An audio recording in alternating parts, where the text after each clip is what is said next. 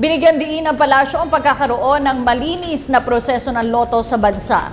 Ayon kay PCOO Secretary Sunny Coloma, hinihintay pa nila ang paliwanag ng Philippine Charity Sweepstakes Office kaugnay ng insidente sa naging bulahan para sa 655 Grand Lotto Draw.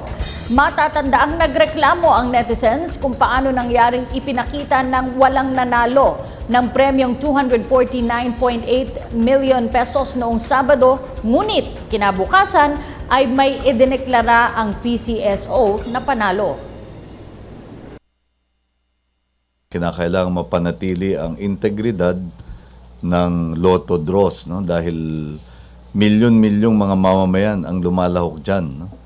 At kailangang tiyakin sa kanila na patas at makatotohanan, no? Yung buong proseso. At yan ang kapang mata mo sa bawat pagkakataon ng Philippine Charity Sweepstakes Office. Kaya nga aired live, no, or televised live yung proseso. Pinapakita talaga yung prosesong ito at nag-i-involve ng mga mamamayan. No? Hindi lamang mga opisyal, mga mamamayan, mga punong barangay, mga mamamayan ng iba't ibang lugar para first hand ay maobserbahan nila yung proseso.